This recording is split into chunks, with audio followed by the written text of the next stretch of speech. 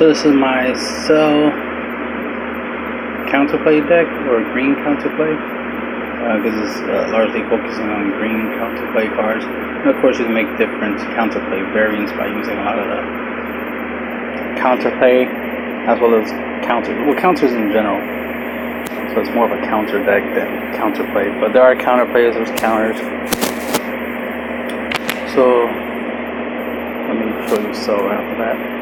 So the main focus would be to you want to keep your energies up, so that way you can counter, right? That's the idea, is for you to counter, because you're trying to every turn interrupt a lot of your opponent's lines of plays while just attacking them with your leader mostly. There are some counterplay battle cards that you chain them, you get them onto the field, you get an effect that interrupts them, and then you have an attacker for the next turn. You know what I mean? As long as you're playing these battle cards in your opponent's turn. So I chose Cell for this version because of the whole ability to KO a card, and then the whole draw ability when he awakens. That we can keep your hands full with counterplay cards, right?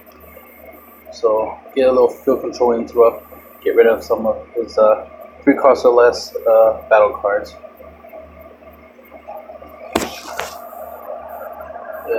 Yeah. Give me a second. When you flip him over, his awakening side, active main once per turn, place 1 card from your hand under this card to draw 2 cards. So this is your draw engine aspect. And then his second activate main effect, once per turn, place 2 cards from under this card into the drop area, choose up to one of your opponent's battle cards and KO them. So that is awesome.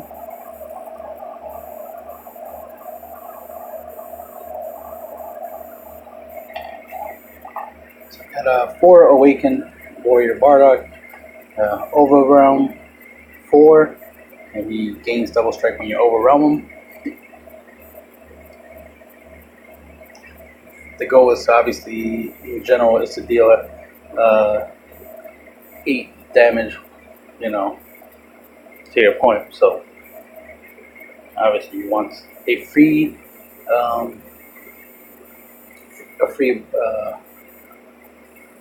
play card. That's what I call it, free play. You can play the card for free, through overwhelm, or the card might have 0 cost, or it's fighting card Legic, which can be summoned when you have no battle cards. Anything you can play for free is always good, especially when you're trying to save energy for your counterplays. So that's part of the strategy, because you're going to use your counterplays, right? Which means you're going to fill up your graveyard, which means you can overwhelm eventually, obviously. And then with Cell's ability, eventually you're going to detach cards under him once he awakens in order to pop your opponent's battle cards. This will fill up your graveyard, which will allow you to overwhelm. So double striking will be one of your win cons. We have Enraged Gohan Awakening. Here's a counter attack. So it costs 2 to play. You discard a card from your hand, and then choose one of your opponent's attacking battle cards and kill it. So that's really good. It's a 2-for-1, play, but since I can KO any battle card, it's really good.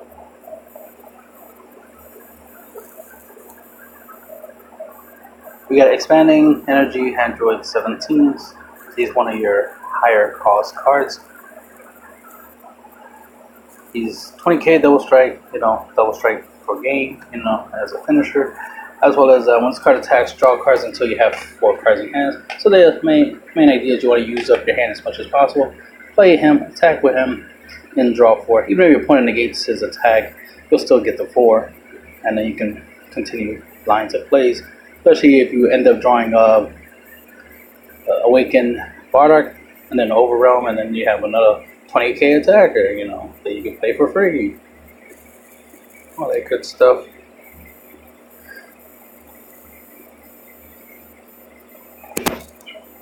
Then we have for the Greater Good, it's a counter attack. Your leader is green, negating attack, choose up to one of your opponent's battle cards with an energy cost 1 or less. I mean, the energy cost of 1 and KO it, not less. And you know, it has the ability that you can activate this card from your drop area by paying its energy cost and removing it and 1 green card in your hand from the game. You can't use this card in the same turn in which you used it. You can't use it from your hand, and then once it goes to graveyard, your opponent attacks with another battle card or a leader, you know, activate from the graveyard. So no 2 negates in 1 turn. You gotta negate 1 time and then wait a turn to negate. So that's what that does. Another counter attack, negate the attack, choose up to 1 of your opponent's battle cards with energy cost 1 or less and KO that card. So this one has the 1 or less.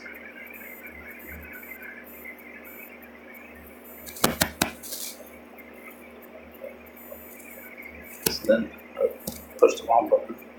Right. Go back. Okay, I guess it just does that.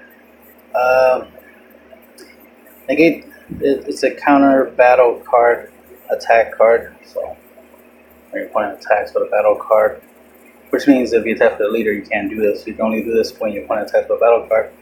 Negate the attack, and if there's a green god attribute card in play in your battle area, place this card on top of the attacking card at the end of the next turn. Place this card and only this card into the owner's drop area. While this card is, you know, on top of that card, it doesn't count as a battle card and it can't activate no skills. So it's like, you know, it's called Heroes Mafuba. So it's like, you know, like the green version of Mafuba. And it costs 1 energy, and that's an extra card. Moving on. Then of course, Hidden Power of the Saiyans, counterplay. If your leader card is green, your opponent may place the battle card they're playing into the owner's drop area instead of playing it. But if they choose not to do that, they can discard 2 cards from their hands instead, in order so they can still play their battle card. So either they let you counter their battle card and not allow it to come into play, or they discard 2 cards in order to allow their battle card to come into play. This reminds me of Dash Hopes from Magic the Gathering. Your opponent either lets me counter the card, it's a black counter spell, lets me counter the cards, or they pay 5 life in order to counter my counter, basically. The main thing you want out of that is not necessarily to counter the battle card, but to get the discard 2 cards, because you're more likely going to play it on a battle card that's important to them. So then they might discard the 2 cards to protect that important card. So that's what you're hoping for. But if you can, you know, get the whole countering your battle card ability, and then, you know, you play your battle cards and you attack your opponent for games, so that works too, of course. But, you know, being able to make your opponent lose cards advantage while you still have card advantage, then you're gaining card advantage, is what you really want. 2 copies of Kami Global Unifier. Needed something to put in the deck, and of course, why not play Kami? Alright, these are nice little board wipes, so there's 2 of them in the deck. Don't have to explain much, you can read the card. Preemptive Strike, another counterplay. If a leader is green and the battle card your opponent is playing has an energy cost of 4 or less, it is placed into the owner's drop area instead of being played. So you see a lot of low cost counters. There's some slightly higher cost cards. So we have Raging Attacker Vegeta. He's a 20k double strike. You know, gotta deal them 2 damage per attack, right? It has counter attacks, so you can play this card from your hand by, you know, paying 4 energy. And auto, when you play this card, choose up to 1 of your opponent's battle cards with an energy cost of 4 or less and KO it. So this help you negate this will not negate attack. This will help you get a body on board. That's 20k with double strike, which is awesome, and be able to get rid of a 4 or less cost battle card from your opponent's side of the field. So that helps you interrupt their plays, especially if you're using it. Let's say they attack with their leader, and then you play this, and then get rid of 1 of their 4 or less battle cards. Double checking something, making sure I didn't say that wrong. Yeah. you get to choose which battle card you pop. It has nothing to do with who's attacking. So your opponent can attack with leader, and you can use the effect to kill battle card. All right.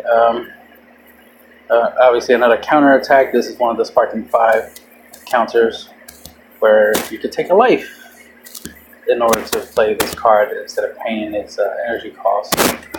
So this is good when you're tapped out, but you really shouldn't be tapped out if you play it right. But there might be a moment where you want to tap out on purpose, especially if you pay 5 energy on your 5th turn to summon Android's 17, and then you attack and then get his effect to draw until you have 4 cards, and this might be one of the cards you draw. And if you have 5 cards in your graveyard, you haven't yet overwhelmed, obviously, right? Then you'll be able to play this even though you're tapped out of energy, which is nice because your opponent's like, oh man, you've been countering everything. Now I can try to go in for gain because you have no energy to negate this attack and to block. So I'm gonna win, and then surprise, shock and death ball. I can play this, by taking a life. So it's a counter attack. If your leader card is green, negate the attack, then choose up to one of your opponent's battle cards with an energy cost 2 or less and KO it. And that's good that it can kill something 2 or less. So you can use this to negate your opponent's leader's attack and then KO one of his battle cards with this. That way you be able to take care of 2 potential threats, 2 potential attacks to your life, and get another turn, which is always important. So you see, mainly you're going to be attacking your leader the most, and some of these counterplay battle cards, they'll come into play. They'll give you some extra attackers while interrupting your opponent's plays. This is the G to the Cool, of course, counterplay. Permanent auto. When you play this card during your opponent's turn, choose up to one of your opponent's battle cards with an energy cost 4 or less and KO it. Then your opponent chooses 1 card in their hand and sends them to the warp. So for 1 card, you can get rid of 2 cards. The battle card they just played, which you know what they have because they just played it, and you're reacting to them playing that battle card, which you see as a threat, and you get a free warp from your opponent's hand, so your opponent negs while you're plusing. So they lose that battle card, they lose the card from their hand, so that's 2 cards they're losing, and you're gaining with the G on 15k body. Moving on, the last card, Wrathful Charge, counter attack. If your card is green, negate the attack, then you can choose one of your opponent's battle cards. You can choose one of your battle cards and place it into the dropper. If you do, your opponent chooses 1 card from their hand and places it into the dropper. So basically, 2 for 1, right? Yeah, 2 for 1 because you're playing this, you're sacrificing a battle card in order to negate an attack and then get rid of one card from your opponent's hand. So yeah, it's all about interrupting. As you can see, there's a lot of interruption. You do something, then something else happens. You do something, then something else happens. Gotta love that. So this is a really good deck. Pretty simple, straightforward, basic. Even a player that's not that experienced can do really well with this deck strategy. Most of these cards are pretty basic. Most decks use some of these cards already. But it's the idea to to add more and to use more, because just attacking your leader to your opponent's leader every single turn is enough. No matter what your opponent does, they're not going to be able to get rid of your leader. Your leader can't be destroyed or banished or warped or frozen or from being able to attack you every turn. They can attack every turn.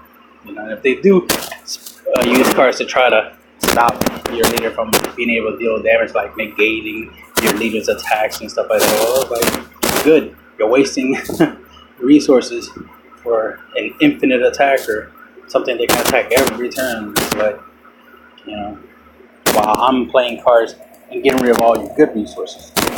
And that's, the end of the video.